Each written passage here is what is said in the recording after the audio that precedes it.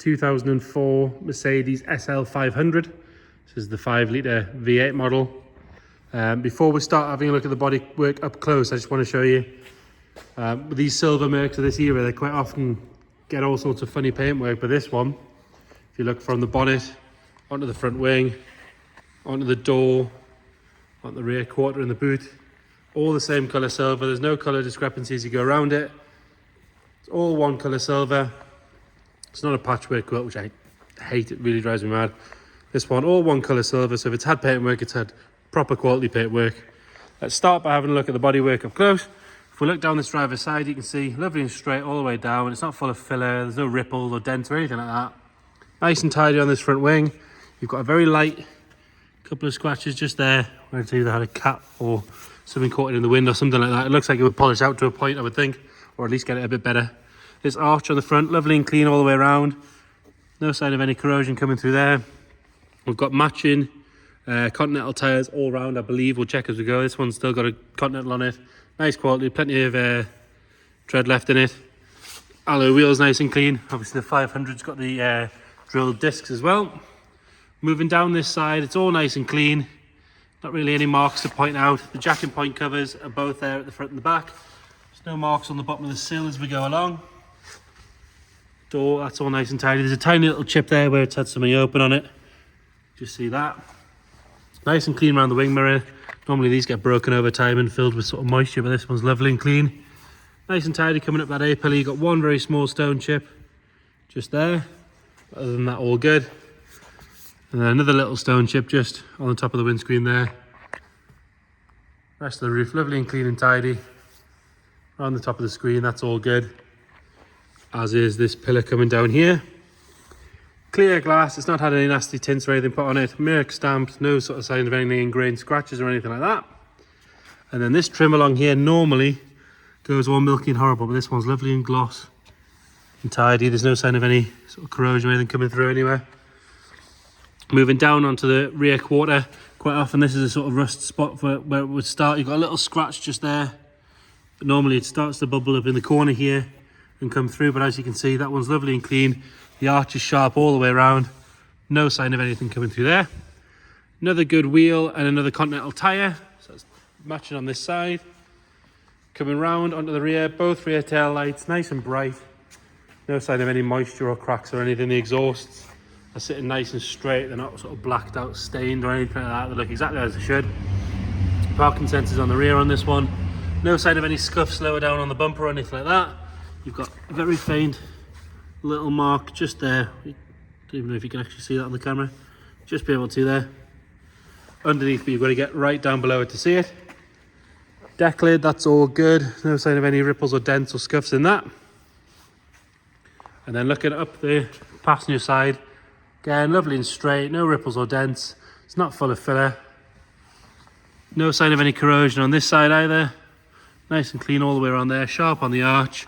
You've got a very light scratch just there. But again, lovely and clean through there. No sign of any corrosion coming through there either. Another good Continental tyre and another nice alloy. No sign of other marks on that rear quarter. Coming up that pillar, that's all good as well. The trim on this side, again, nice and neat. Got a little mark there from a bit of polish or something. We'll get that off.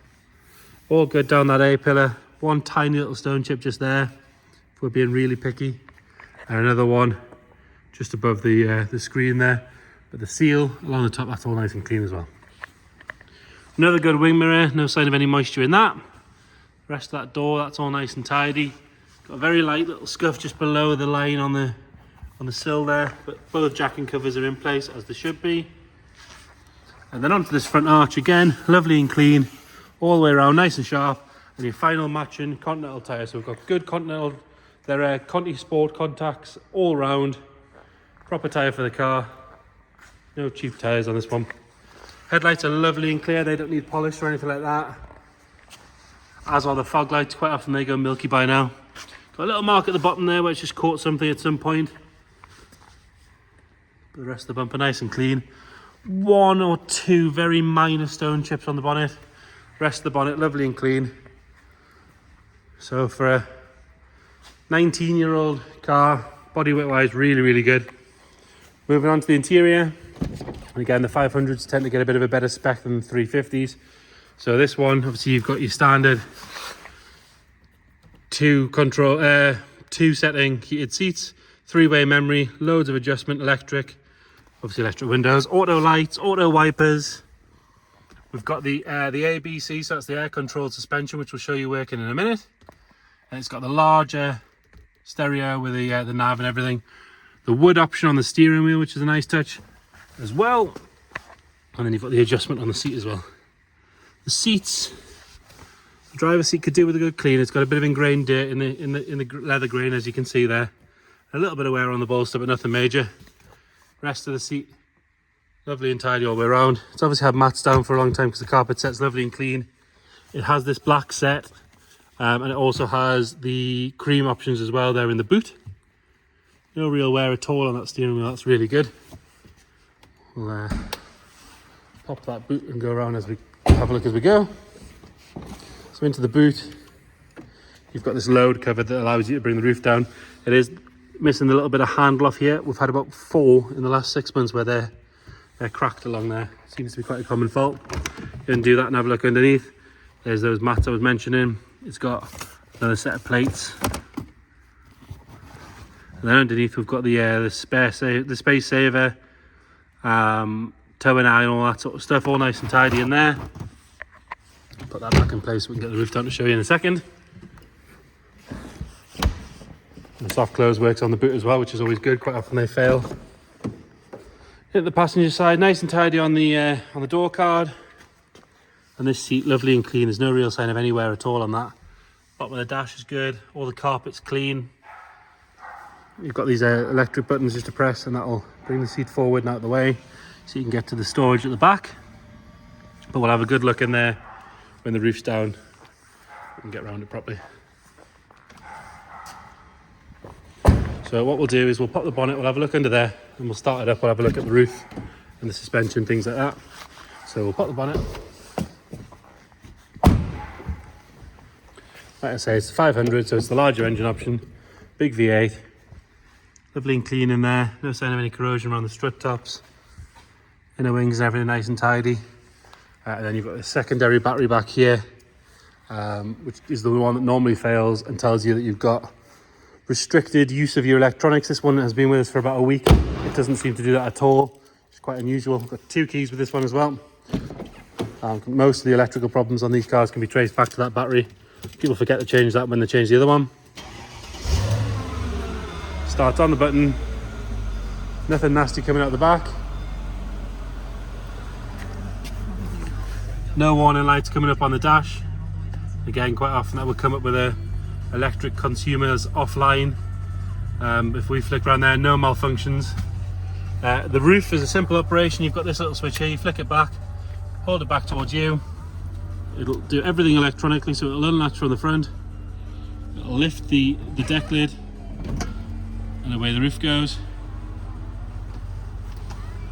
Nice and easy. You don't have to undo any clasps or anything like that.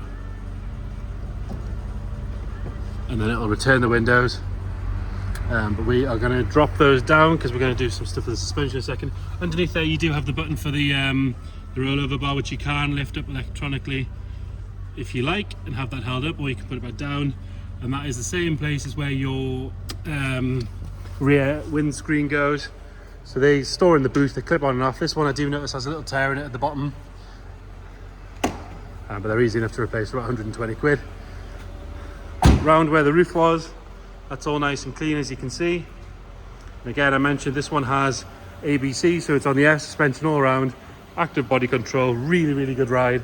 If you hit this button here, it will, if we watch,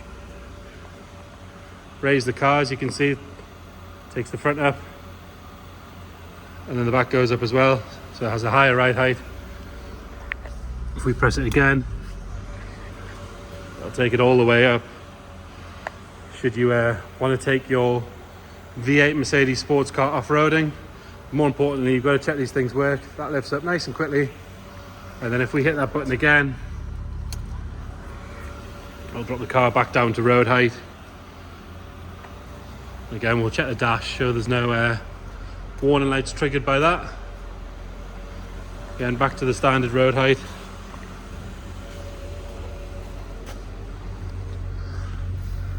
Malfunction memory, no malfunctions, you can see there, so it's not throwing any warning lights or anything like that.